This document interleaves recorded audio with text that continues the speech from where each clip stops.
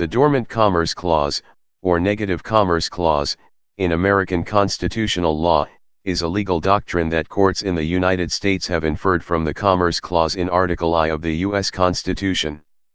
For example, it is lawful for Michigan to require food labels that specifically identify certain animal parts, if they are present in the product, because the state law applies to food produced in Michigan as well as food imported from other states and foreign countries. The state law would violate the Commerce Clause if it applied only to imported food or if it was otherwise found to favor domestic over imported products. Likewise, California law requires milk sold to contain a certain percentage of milk solids that federal law does not require, which is allowed under the Dormant Commerce Clause doctrine because California's stricter requirements apply equally to California-produced milk and imported milk, so it does not discriminate against or inappropriately burden interstate commerce. Origin of the doctrine. The idea that regulation of interstate commerce may to some extent be an exclusive federal power was discussed even before adoption of the Constitution, but the framers did not use the word dormant. On September 15, 1787, the framers of the Constitution debated in Philadelphia whether to guarantee states the ability to lay duties of tonnage without congressional interference so that the states could finance the clearing of harbors and the building of lighthouses. James Madison believed that the mere existence of the Commerce Clause would bar states from imposing any duty of tonnage. He was more and more convinced that the regulation of commerce was in its nature indivisible and ought to be wholly under one authority. Roger Sherman disagreed. The power of the United States to regulate trade being supreme can control interferences of the state regulations when such interferences happen, so that there is no danger to be apprehended from a concurrent jurisdiction. Sherman saw the commerce power as similar to the tax power, the latter being one of the concurrent powers shared by the federal and state governments. Ultimately, the Philadelphia Convention decided upon the present language about duties of tonnage in Article I, Section 10, which says, "No state shall, without the consent of Congress, lay any duty of tonnage." The word dormant, in connection with the Commerce Clause, originated in dicta of Chief Justice John Marshall.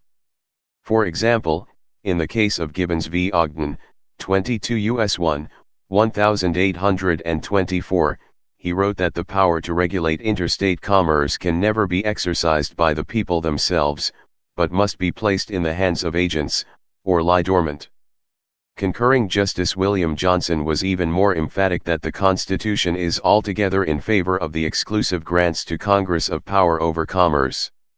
Later, in the case of Wilson v. Blackbird Creek Marsh Co., 27 U.S. 245, 1829, Marshall wrote, "We do not think that the act empowering the Blackbird Creek Marsh Company to place a dam across the creek, can, under all the circumstances of the case, be considered as repugnant to the power to regulate commerce in its dormant state, or as being in conflict with any law passed on the subject."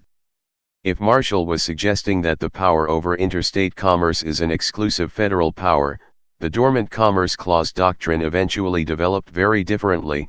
It treats regulation that does not discriminate against or unduly burden interstate commerce as a concurrent power, rather than an exclusive federal power, and it treats regulation that does so as an exclusive federal power.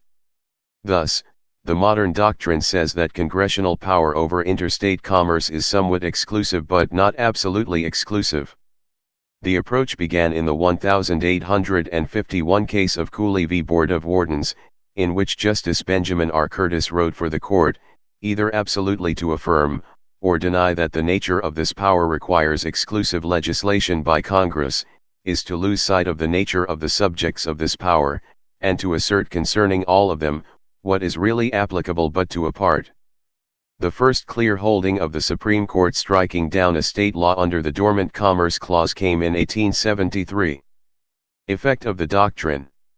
Justice Anthony Kennedy has written that, the central rationale for the rule against discrimination is to prohibit state or municipal laws whose object is local economic protectionism, laws that would excite those jealousies and retaliatory measures the Constitution was designed to prevent.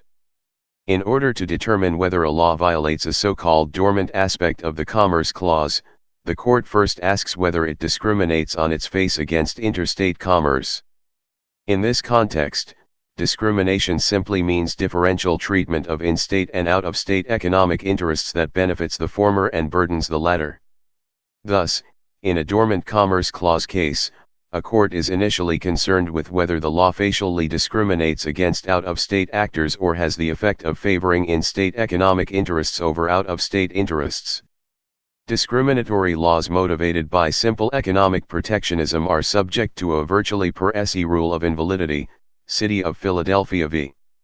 New Jersey 437 U.S. 617, 1978, Dean Milk Co. v. City of Madison, Wisconsin, 340 U.S. 349, 1951, Hunt v. Washington State Apple Advertising COMM, 432 U.S. 333, 1977, which can only be overcome by a showing that the state has no other means to advance a legitimate local purpose.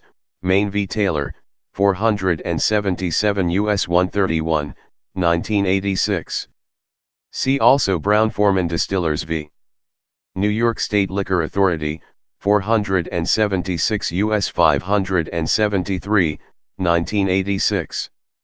On the other hand, when a law is directed to legitimate local concerns, with effects upon interstate commerce that are only incidental, United Haulers Association Incorporated, that is, where other legislative objectives are credibly advanced and there is no patent discrimination against interstate trade, the court has adopted a much more flexible approach, the general contours of which were outlined in Pike v. Bruce Church Incorporated, 397 U.S. 137, 142, 1970, and City of Philadelphia v.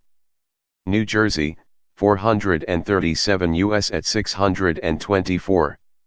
If the law is not outright or intentionally discriminatory or protectionist, but still has some impact on interstate commerce, the court will evaluate the law using a balancing test. The court determines whether the interstate burden imposed by a law outweighs the local benefits. If such is the case, the law is usually deemed unconstitutional. See Pike v. Bruce Church Incorporated, 397 U.S. 137, 1970. In the Pike case, the court explained that a state regulation having only incidental effects on interstate commerce will be upheld unless the burden imposed on such commerce is clearly excessive in relation to the putative local benefits. 397 U.S. at 142, 90 S.CT at 847. When weighing burdens against benefits, a court should consider both the nature of the local interest involved, and whether it could be promoted as well with a lesser impact on interstate activities. ID. Thus regulation designed to implement public health and safety, or serve other legitimate state interests, but impact interstate commerce as an incident to that purpose, are subject to a test akin to the rational basis test, a minimum level of scrutiny. See Bibb v. Navajo Freight Lines Incorporated. In USA Recycling Incorporated v. Town of Babylon, 66 F.3d 1272, 1281, C.A.2, NY, 1995, the court explained. If the state activity constitutes regulation of interstate commerce, then the court must proceed to a second inquiry, whether the activity regulates even-handedly with only incidental effects on interstate commerce, or discriminates against interstate commerce. As we use the term here, discrimination simply means differential treatment of in-state and out-of-state economic interests that benefits the former and burdens the latter. The party challenging the validity of a state statute or municipal ordinance bears the burden of showing that it discriminates against, or places some burden on, interstate commerce.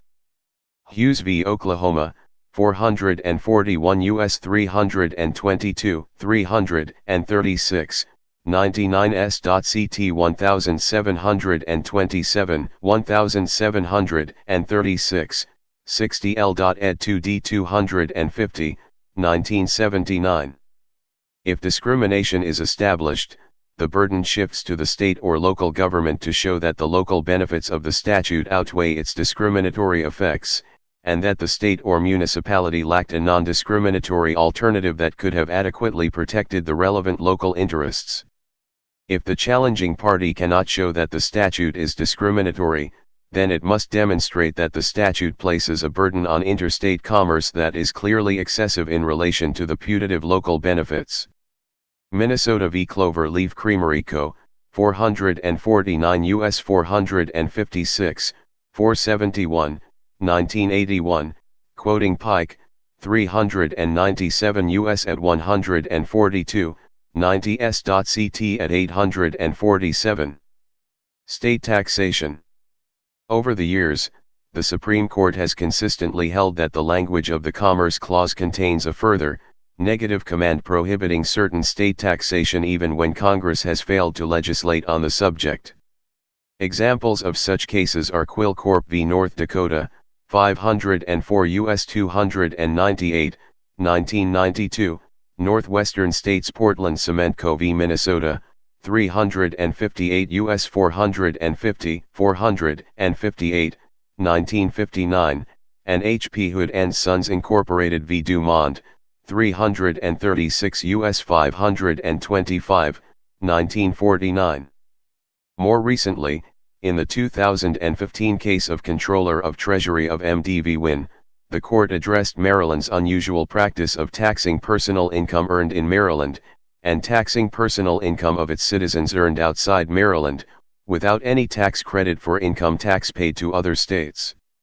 The court held this sort of double taxation to be a violation of the Dormant Commerce Clause. The court faulted Justice Antonin Scalia's criticism of the Dormant Commerce Clause doctrine by saying that he failed to explain why, under his interpretation of the Constitution, the Import-Export Clause would not lead to the same result that we reach under the Dormant Commerce Clause. Application of the Dormant Commerce Clause to state taxation is another manifestation of the court's holdings that the Commerce Clause prevents a state from retreating into economic isolation or jeopardizing the welfare of the nation as a whole, as it would do if it were free to place burdens on the flow of commerce across its borders that commerce wholly within those borders would not bear. The court's taxation decisions thus reflected a central concern of the framers that was an immediate reason for calling the Constitutional Convention, the conviction that in order to succeed, the new union would have to avoid the tendencies toward economic balkanization that had plagued relations among the colonies and later among the states under the Articles of Confederation. Wardair Canada Incorporated v. Florida Department of Revenue, 477 U.S. 1, 1986, Hughes v. Oklahoma, 441 U.S. 322, 1979, Oklahoma Tax Commission v. Jefferson Lines Incorporated, 514 U.S. 175, 1995. Formalistic approach. As with the court's application of the Dormant Commerce Clause to discriminatory regulation, the pre-New Deal court attempted to apply a formalistic approach to state taxation alleged to interfere with interstate commerce. The history is described in Oklahoma Tax Commission v. Jefferson Lines Incorporated, 514 U.S. 175, 1995. The command has been stated more easily than its object has been attained, however, and the court's understanding of the Dormant Commerce Clause has taken some turns. In its early stages, the court held the view that interstate commerce was wholly immune from state taxation in any form, even though the same amount of tax should be laid on intrastate commerce. This position gave way in time to a less uncompromising but formal approach, according to which, for example, the court would invalidate a state tax levied on gross receipts from interstate commerce, or upon the freight carried in interstate commerce, but would allow a tax merely measured by gross receipts from interstate commerce as long as the tax was formally imposed upon franchises, or in lieu of all taxes upon the taxpayers' property, dissenting from this formal approach in 1927. Justice Stone remarked that it was too mechanical, too uncertain in its application, and too remote from actualities, to be of value. Decline of formalism. Accompanying the revolution in approach in the court's congressional powers jurisprudence, the New Deal court began to change its approach to state taxation as well. The Jefferson Lines decision continues. In 1938, the old formalism began to give way with Justice Stone's opinion in Western Livestock v. Bureau of Revenue, 303 U.S. 250, which examined New Mexico's franchise tax, measured by gross receipts, as applied to receipts from out-of-state advertisers in a journal produced by taxpayers in New Mexico but circulated both inside and outside the state. Although the assessment could have been sustained solely on prior precedent, Justice Stone added a dash of the pragmatism that, with a brief interlude, has since become our aspiration in this quarter of the law. The court explained that T was not the purpose of the Commerce Clause to relieve those engaged in interstate commerce from their just share of state tax burden even though it increases the cost of doing the business. During the transition period, some taxes were upheld based on a careful review of the actual economic impact of the tax, and other taxes were reviewed based on the kind of tax involved, whether the tax had a nefarious impact on commerce or not. Under this formalistic approach, a tax might be struck down, and then repassed with exactly the same economic incidence, but under another name, and then withstand review. The absurdity of this approach was made manifest in the two railway express cases. In the first, a tax imposed by the state of Virginia on American business concerns operating within the state was struck down because it was a business privilege tax imposed on the privilege of doing business in interstate commerce. But then, in the second, Virginia revised the wording of its statute to impose a franchise tax on intangible property in the form of going concern value as measured by gross receipts. The court upheld the reworded statute as not violative of the prohibition on privilege taxes, even though the impact of the old tax and new were essentially identical. There was no real economic difference between the statutes in Railway Express I and Railway Express II. The court long since had recognized that interstate commerce may be made to pay its way. Yet under the Specter rule, the economic realities in Railway Express I became irrelevant. The Specter rule, against privilege taxes, had come to operate only as a rule of draftsmanship, and served only to distract the courts and parties from their inquiry into whether the challenged tax produced results forbidden by the Commerce Clause. The death knell of formalism occurred in Complete Auto Transit, Inc. v. Brady, 430 U.S. 274, 1977, which approved a Mississippi privilege tax upon a Michigan company engaged in the business of shipping automobiles to Mississippi dealers. The court there explained, appellant's attack is based solely on decisions of this court holding that a tax on the privilege of engaging in an activity in the state may not be applied to an activity that is part of interstate commerce. See, e.g., Specter Motor Service v. O'Connor, 340 U.S. 602, 1951, Freeman v. Hewitt, 329 U.S. 249, 1946. This rule looks only to the fact that the incidence of the tax is the privilege of doing business. It deems irrelevant any consideration of the practical effect of the tax. The rule reflects an underlying philosophy that interstate commerce should enjoy a sort of free trade immunity from state taxation. Complete Auto Transit is the last in a line of cases that gradually rejected a per se approach to state taxation challenges under the Commerce Clause. In overruling prior decisions which struck down privilege taxes per se, the court noted the following, in what has become a central component of Commerce Clause state taxation jurisprudence.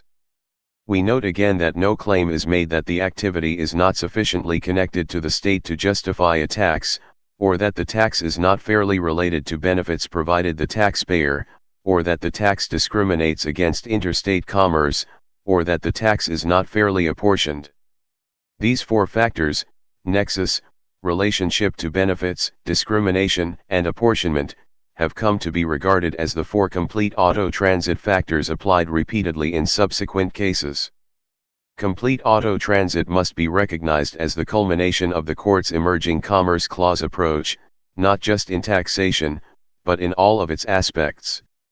Application of complete auto transit to state taxation remains a highly technical and specialized venture, requiring the application of Commerce Clause principles to an understanding of specialized tax law. Taxation of international commerce. In addition to satisfying the four-prong test in complete auto transit, the Supreme Court has held state taxes which burden international commerce cannot create a substantial risk of multiple taxations and must not prevent the federal government from speaking with one voice when regulating commercial relations with foreign governments. Japan Lines, Limited v. County of Los Angeles, 441 U.S. 434, 1979. In Kraft General Foods Incorporated v. Iowa Department of Revenue and Finance, 505 U.S. 71, 1992, the Supreme Court considered a case in which Iowa taxed dividends from foreign subsidiaries, without allowing a credit for taxes paid to foreign governments, but not dividends from domestic subsidiaries operating outside Iowa. This differential treatment arose from Iowa's adoption of the definition of net income used by the Internal Revenue Service. For federal income tax purposes, dividends from domestic subsidiaries are allowed to be exempted from the parent corporation's income to avoid double taxation. The Iowa Supreme Court rejected a Commerce Clause claim because Kraft failed to show that Iowa businesses receive a commercial advantage over foreign commerce due to Iowa's taxing scheme. Considering an Equal Protection Clause challenge, the Iowa Supreme Court held that the use of the federal government's definitions of income were convenient for the state and was rationally related to the goal of administrative efficiency. The Supreme Court rejected the notion that administrative convenience was a sufficient defense for subjecting foreign commerce to a higher tax burden than interstate commerce. The Supreme Court held that a state's preference for domestic commerce over foreign commerce is inconsistent with the Commerce Clause even if the state's own economy is not a direct beneficiary of the discrimination. Local processing requirements. Discrimination in the flow of interstate commerce has arisen in a variety of contexts. A line of important cases has dealt with local processing requirements. Under the local processing requirement, a municipality seeks to force the local processing of raw materials before they are shipped in interstate commerce. No local processing preference. The basic idea of the Local Processing Ordinance was to provide favored access to local processors of locally produced raw materials. Examples of Supreme Court decisions in this vein are set out in its Carbone decision. They include Minnesota v. Barber, 136 U.S. 313, 1890, striking down a Minnesota statute that required any meat sold within the state, whether originating within or without the state, to be examined by an inspector within the state. Foster Fountain Packing Co. v. Hadel, 278 U.S. 1, 1928, striking down a Louisiana statute that forbade shrimp to be exported unless the heads and hulls had first been removed within the state. Johnson v. Hadel, 278 U.S. 16, 1928, striking down analogous Louisiana statute for oysters. Toomer v. Witzel, 334 U.S. 385, 1948, striking down South Carolina statute that required shrimp fishermen to unload, pack, and stamp their catch before shipping it to another state. Pike v. Bruce Church Incorporated, Supra, striking down Arizona statute that required all Arizona-grown cantaloupes to be packaged within the state prior to export. South Central Timber Development Incorporated v. Vunick, 467 U.S. 82, 1984, striking down an Alaska regulation that required all Alaska timber to be processed within the state prior to export. The court has defined protectionist state legislation as regulatory measures designed to benefit in-state economic interests by burdening out-of-state competitors. New Energy Co. of Indiana v. Limbach, 486 U.S. 269, 273-74, 1988. Carbone, Local Processing Law Benefiting Private Entity. In the 1980s, spurred by RCRA's emphasis on comprehensive local planning, many states and municipalities sought to promote investment in more costly disposal technologies, such as waste-to-energy incinerators, state-of-the-art landfills, composting, and recycling. Some states and localities sought to promote private investment in these costly technologies by guaranteeing a long-term supply of customers. See Philip Weinberg, Congress, the Courts, and Solid Waste Transport. Good fences don't always make good neighbors. 25 Invtal. L57, 1995, Atlantic Coast Demolition and Recycling Incorporated, 112 F.3d 652, 657, 3d Sir 1997. For about a decade, the use of regulation to channel private commerce to designated private disposal sites was greatly restricted as the result of the Carbone decision discussed below. Flow control laws typically came in various designs. One common theme was the decision to fund local infrastructure by guaranteeing a minimum volume of business for privately constructed landfills, incinerators, composters or other costly disposal sites. In some locales, choice of the flow control device was driven by state bonding laws, or municipal finance concerns. If a county or other municipality issued general obligation bonds for construction of a costly incinerator, for example, state laws might require a special approval process. If approval could be obtained, the bonds themselves would be counted against governmental credit limitations, or might impact the governmental body's credit rating. In either instance, the ability to bond for other purposes might be impaired. But by guaranteeing customers for a privately constructed and financed facility, a private entity could issue its own bonds, privately, on the strength of the public's waste assurance. The private character of flow control regimens can thus be explained in part by the desire to utilize particular kinds of public financing devices. It can also be explained by significant encouragement at the national level, in national legislation as well as in federal executive policy to achieve environmental objectives utilizing private resources. Ironically, these public-private efforts often took the form of local processing requirements which ultimately ran afoul of the Commerce Clause. The town of Clarkstown had decided that it wanted to promote waste assurance through a local private transfer station. The transfer station would process waste and then forward the waste to the disposal site designated by the town. The ordinance had the following features. Waste hauling in the town of Clarkstown was accomplished by private haulers, subject to local regulation. The scheme had the following aspects. A.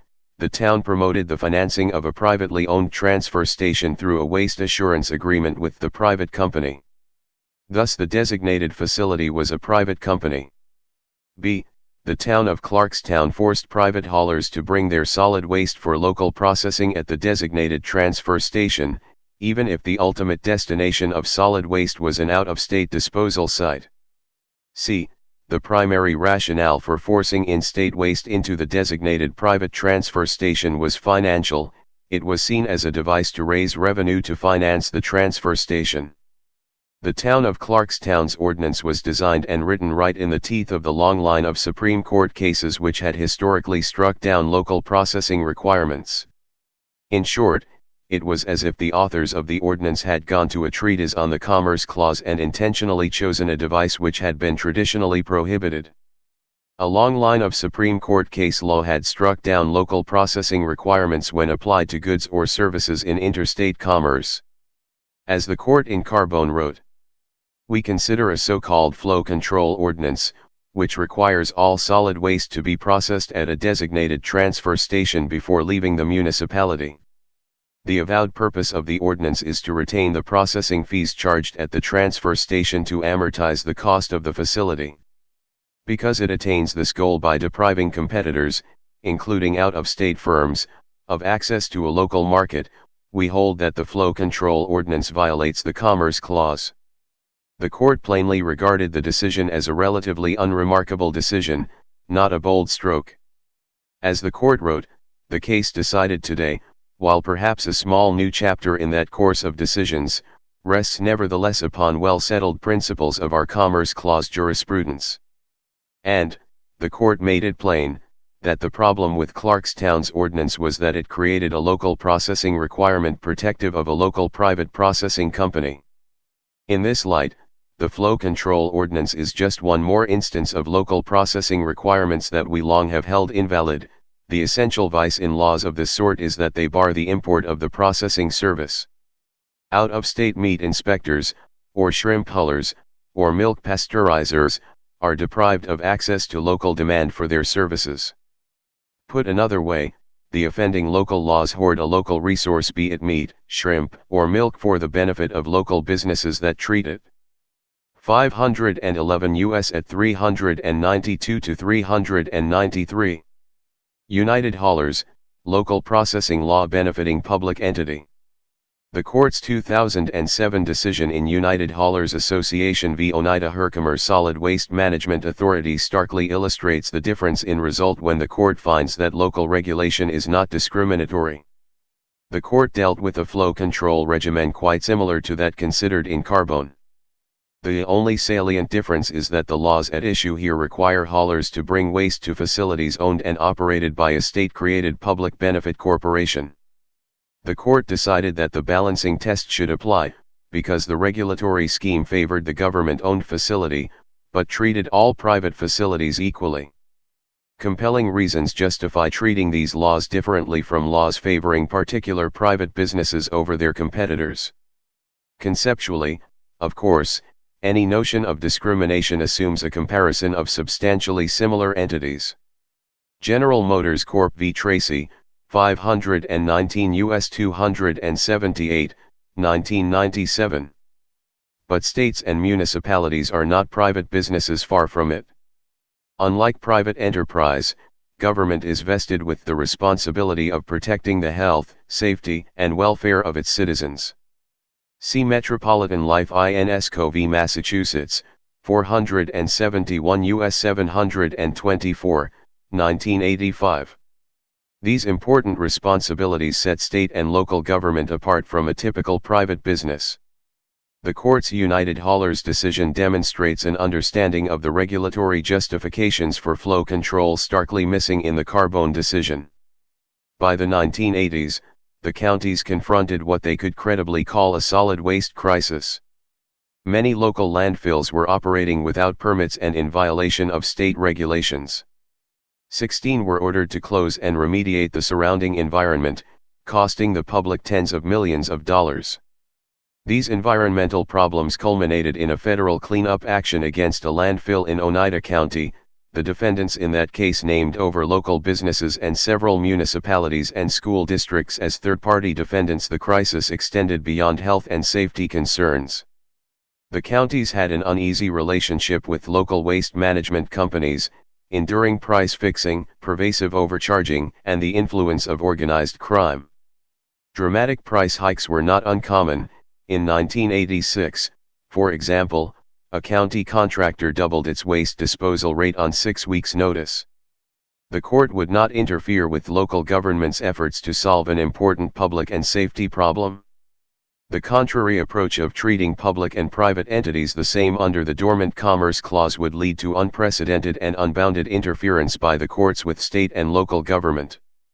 The Dormant Commerce Clause is not a roving license for federal courts to decide what activities are appropriate for state and local government to undertake, and what activities must be the province of private market competition.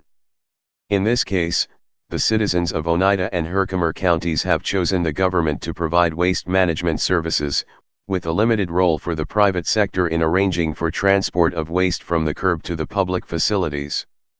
The citizens could have left the entire matter for the private sector, in which case any regulation they undertook could not discriminate against interstate commerce. But it was also open to them to vest responsibility for the matter with their government, and to adopt flow control ordinances to support the government effort. It is not the office of the Commerce Clause to control the decision of the VO. Please subscribe and thanks for watching.